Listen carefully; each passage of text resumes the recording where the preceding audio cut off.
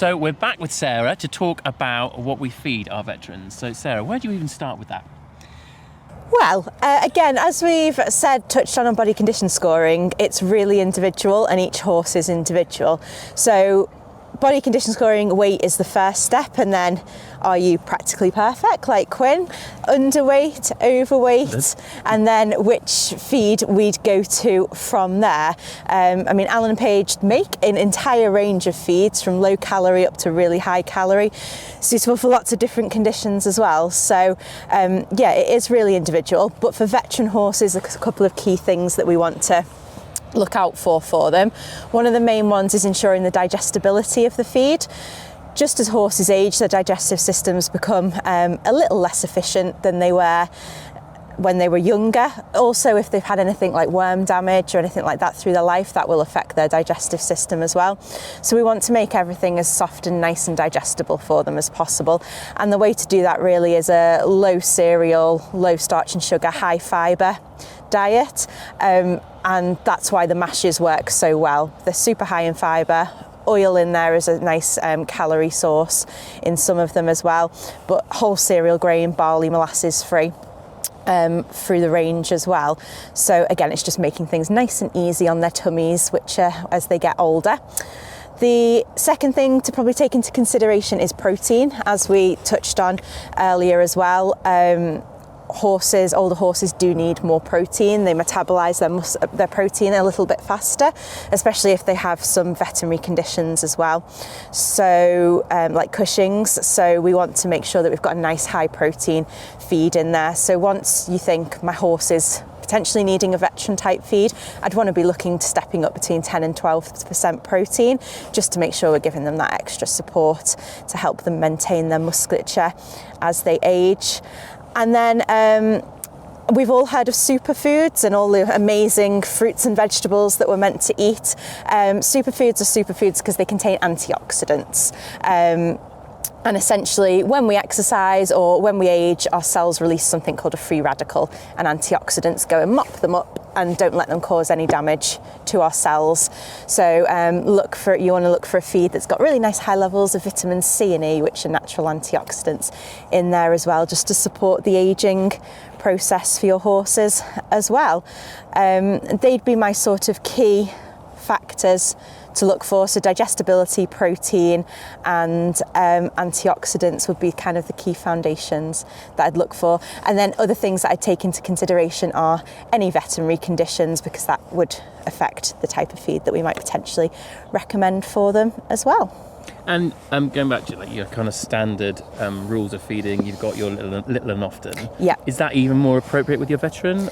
Yeah, absolutely. I mean, we always like to balance practicality and the theory. Obviously, we'd like to say, feed your horse little and often throughout the day, but the practicality is lots of us work or can't go to our horses multiple times a day. Some of us are very, very lucky and have them outside our kitchen windows, which would be the dream. But it's all very individually based, but we definitely don't want to feed them more, without getting too sciencey, any more than 400 grams per 100 kilo body weight. So for a 500 kilo horse, you don't want to feed them more than 2 kilos in a meal. And 2 kilos in sort of here, for example, would be 1 1/3 of those stub scoops dry weight of pellets per meal, because their stomachs are about the size of a rugby ball, so we don't want to overfill them. Otherwise, it just pushes everything through the digestive system really quickly, and they don't get the benefit of what you're putting into them, essentially. Yeah. And water is obviously very important part of diet.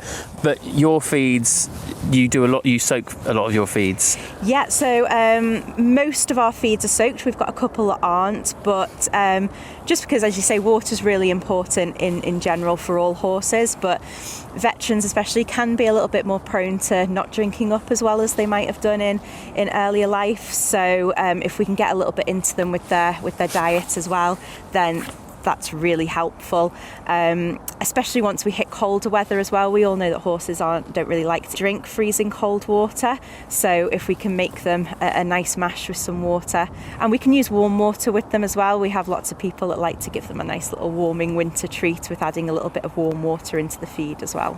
We do that. Yeah. We have a veteran with Cushing's, Yes. and he's on veteran vitality and fast fibre. Is that right? Is that wrong? Do I need to be changing that? So a disease like Cushing's will make them more prone to laminitis. And what we like to do is stick below 10% combined starch and sugar for any horse or pony that's prone to laminitis. That's what the most recent research and all the research points to. And as much as we can do complicated equations with grams per kilo body weight per meal, it's a lot of faff for people.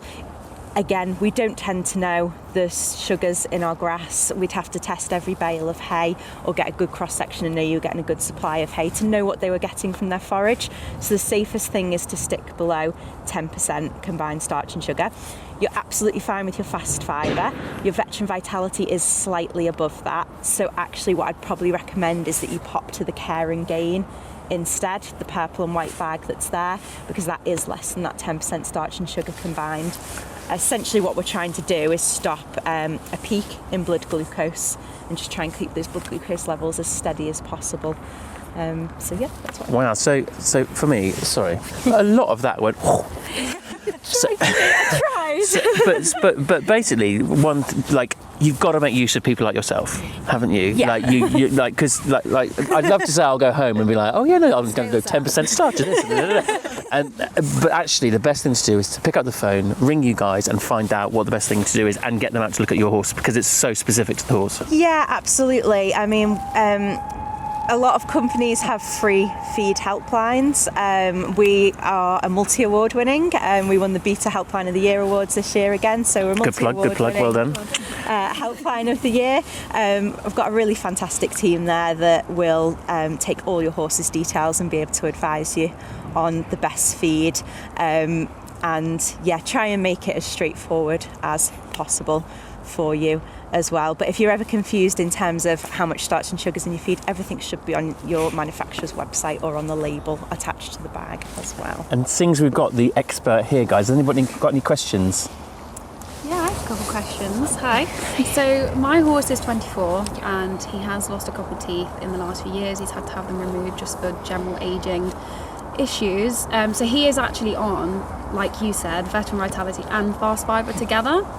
And he's generally a good doer, but he does tend to drop weight a bit in the winter. Mm-hmm. So I guess my question is, he has about a scoop of each split between 2 meals a day. Yep. And I know you were talking about the limits on how much hard feed they can have in one go. What's the maximum do you think they can have if they are dropping a bit of weight, or should he move on to something like Care and Gain instead?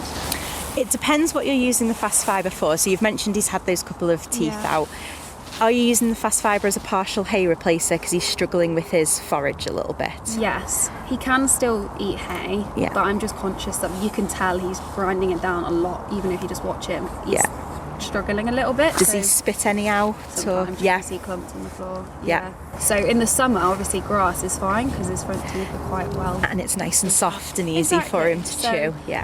That's for that, and then veteran vitality for sort of the vitamins. We gave it to him as soon as he started to age. So that, I know they're very different, but when you put them together, it's quite actually a lot of hard feed in one go. Yeah, so when you're doing a partial hay replacer, so you're using fast fibre as a partial hay replacer, that's essentially you have to think of your fast fibre as hay. So the really nice thing about fast fibre is 1 kilo of fast fibre equals 1 kilo of hay. So if he's, what I'd recommend doing with him is weighing how much hay you give him, and then weigh how much is left over, so you know how much he's actually eating. And then whatever he's not managing to eat, provide with fast fibre. So if you've got 2 kilos left over, you could give him 2 kilos of fast fibre, which is essentially a hay net in a bucket. And then, because we'd want him to graze on that and it'd be left with him rather than having it as a meal, that follows slightly different rules to a bucket meal feed, if that makes sense, without overcomplicating things. You essentially think of it as his hay net, but it's in a nice bucket, nice and easy for him to munch down, because you mentioned he loses weight in winter.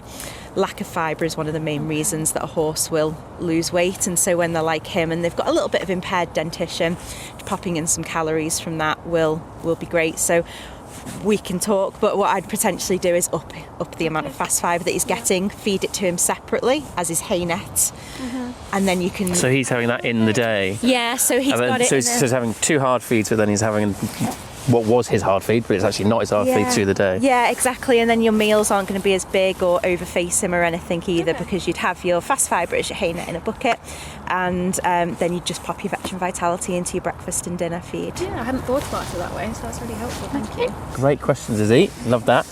Anybody else got any questions? So I've got a good doer, so she doesn't need very much, but is there something I could feed her that means that she still gets everything she needs? Because sometimes I feel like I'm not feeding her enough because she's such a good doer. Yeah, absolutely. I think quite often when we think about veteran horses, we think that they all suddenly drop off weight and need loads of feed piling into them, and that's not always the case, as you know. So what we then want to do is provide them with a low calorie feed, but as you said, that has all the vitamins and minerals in there to give them a balanced diet and balance their forage. So our option would be Veteran Light, which is, say, low calorie. It's got those antioxidants in there, it's got nice protein levels in there. You don't need to feed a balancer alongside it, you can just feed that. And again, the nice thing with a mash is, for horses that might be particularly food orientated and their neighbours getting this lovely big bucket of feed and they're getting a little handful, because a mash does swell up and soak up, it's sort of bulk in the bucket. I always liken it to us having soup for lunch. You haven't had a huge amount of calories, but you feel nice and full, and so they don't feel as hard done to, and they can have a nice bucket of feed there too. Join us next time when Julianne will be giving us some of her top tips.